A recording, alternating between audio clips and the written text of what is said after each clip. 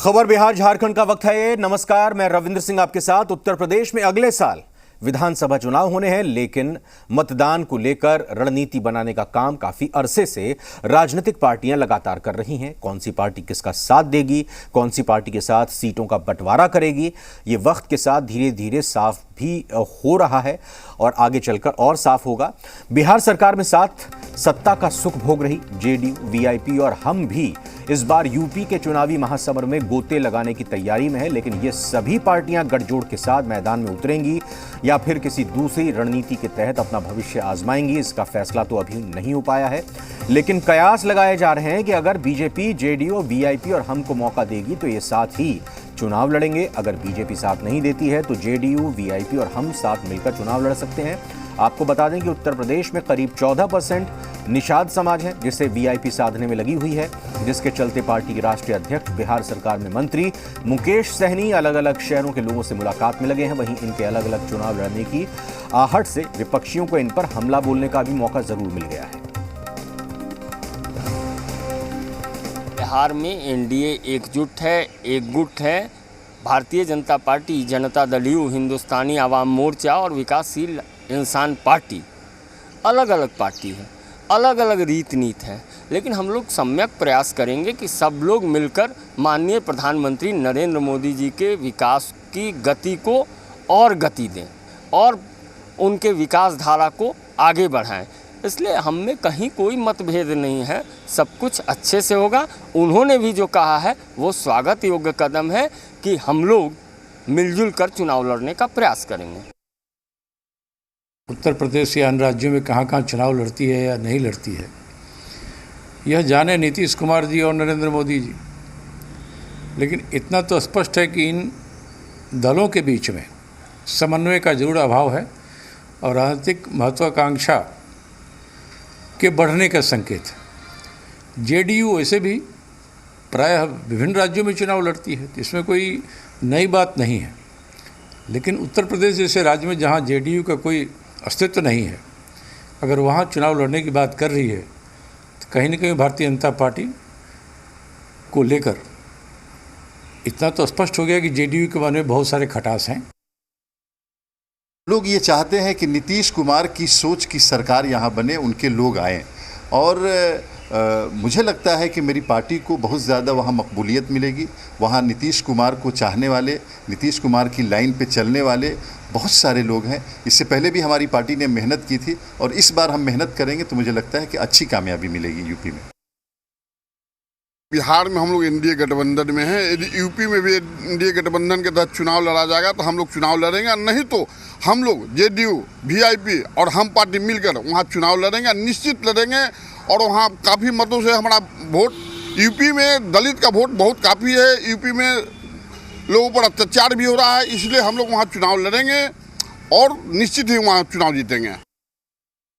यह नीतीश कुमार जी या जनता दल यू की चुनाव लड़ने की जो घोषणा है उत्तर प्रदेश में, वो बिल्कुल कहीं न कहीं से उनका भाजपा से संबंधों को इंडिकेट करता है कि भाजपा से सब कुछ सामान्य नहीं है।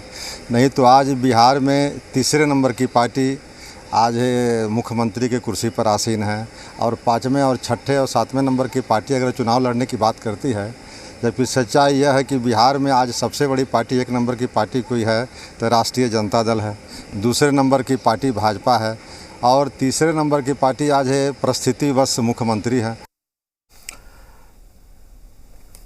रुपेंद्र श्रीवास्तव हमारे सहयोगी हमारे साथ जुड़ चुके हैं, इसी खबर पर हम उनसे बात करेंगे। रुपेंद्र, ये एक तरह से मौका विपक्ष के पास है कि दूसरे एक साथ एकजुट होकर चुनाव लड़ रहे हैं या फिर अलग अलग लड़ रहे हैं, लेकिन अपनी वो बात नहीं कर रहे, क्योंकि कांग्रेस वो भी यूपी में मौजूदगी रखती है, चाहे कम हो या ज़्यादा उस पर चर्चा नहीं करनी चाहिए, लेकिन आरजेडी वो भी लगातार कोशिश करती रही है। इससे पहले विधानसभा चुनाव हो या लोकसभा चुनाव में जो बिहार की सीमा से लगे हुए ज़िले हैं उन पर चुनाव लड़ने की, तो अपनी बात नहीं कर रहे, दूसरे के घर को देख रहे हैं।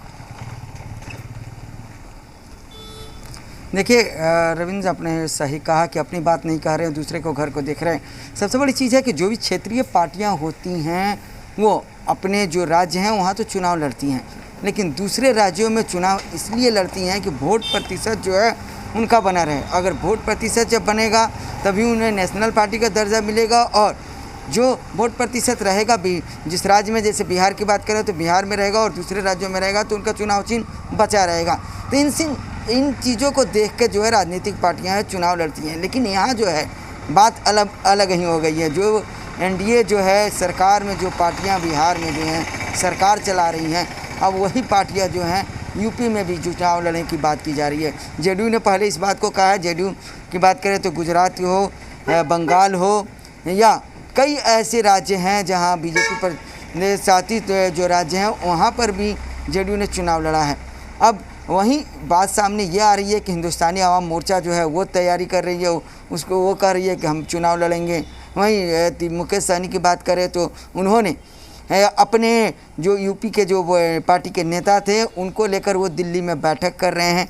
तो अभी जो सामने बात ये आई है कि सभी पार्टियां जो हैं, ये एनडीए की वो घटक दल है, वो कह रहे हैं कि अगर बीजेपी वहाँ पर हमें सहयोगी बना के चुनाव लड़ाती है तो ठीक है, अगर नहीं लड़ाती है तो हम अलग अलग लड़ने की कोशिश करेंगे। और दूसरे बात सामने ये भी आ रही है कि उन्होंने साफ तौर पर केसी त्यागी ने भी कह दिया है, हिंदुस्तानी आवाम मोर्चा ने भी कह दिया है कि हम जो तीन, क्योंकि बिहार में 4 पार्टी, एनडीए में 4 घटक दल हैं, तो इन 4 घटक दलों में से 3 जो पार्टियां हैं वो साथ आएंगी और बीजेपी के खिलाफ जो है वो चुनाव लड़ेंगी। अब इसमें विपक्ष है वो निशाना साध रहा है। विपक्ष साफ तौर पर यह कह रहा है कि देखिए एनडीए में सब कुछ ठीक ठाक नहीं चल रहा है। कांग्रेस की बात करें तो कांग्रेस यूपी में एक समय में राज करती थी, कांग्रेस का जनाधार था। खुद राहुल गांधी जो है वहाँ से बात करें, प्रियंका गांधी, सारे जो सांसद कांग्रेस से अभी भी प्रियंका गांधी जो है वहाँ सांसद हैं। तो पूरा नेहरू परिवार की बात करें तो वहाँ से सांसद हुआ करता था। और उस कांग्रेस पार्टी जो है वो अब कह रही है, तो वहाँ अब आरजेडी कह रही है कि हम चुनाव लड़ेंगे, और दोनों में है। तो बातें हैं कि चुनाव है 2022 में है। अभी जो राजनीति भले ही तेज़ हो गई हो, अब देखना ये है कि जो लोग एक दूसरे राजनीतिक पार्टियों को हंसते हैं उनमें से कौन जो है आगे बढ़ रहा है और किसके साथ किसका गठबंधन हो रहा है। सभी अपनी स्थिति को जानते हैं कि किसकी स्थिति क्या है, और ख़ास तौर पर बीजेपी की वहाँ सरकार है। तो अब देखना ये होगा कि आने वाले दिन में राजनीति जो है किस करवट बैठती है। जी, एक चीज़ और है वो ये कि कल जो केसी त्यागी की तरफ से बयान दिया गया और कहा गया कि कोशिश करेंगे कि बीजेपी के साथ मिलकर एनडीए बनाकर चुनाव लड़ें, और अगर ऐसा नहीं होता तो फिर जेडीयू, हम और साथ ही साथ वीआईपी, हम तीनों मिलकर चुनाव लड़ेंगे। तो गेंद एक तरह से कहें कि बीजेपी के पाले में डाल दी गई है। बीजेपी के पाले में डाली गई है। और गुजरात की बात की जाए, गुजरात में भी चुनाव हुआ था तो जेडीयू ने साफ तौर पर कहा था कि हम बीजेपी के साथ मिलकर चुनाव लड़ेंगे, बीजेपी चाहेगी तो। और गुजरात में जो है बीजेपी अलग चुनाव लड़ी थी, क्योंकि गुजरात की बात की जाए तो गुजरात में जो है बीजेपी मजबूत स्थिति में है तो वो अपने अकेले चुनाव लड़ी। वहीं यूपी की बात की जाए तो यूपी में बीजेपी की सरकार है, मजबूत स्थिति में है, तो फिर जो है जो छोटी पार्टियां हैं, बिहार की जो राजनीतिक पार्टियां हैं, वो भले ही कह रही है कि बीजेपी जो है वो फैसला करे कि हम साथ में चुनाव लड़ेंगे, लेकिन एक तरह से राजनीतिक जो जानकार हैं उनकी माने तो ऐसा होने वाला नहीं है, क्योंकि बीजेपी यूपी में अच्छे स्थिति में है और बीजेपी चाहेगी कि वह अकेले यूपी में जो है चुनाव लड़े और फिर सरकार बनाए। आपका शुक्रिया रुपेंद्र। फिलहाल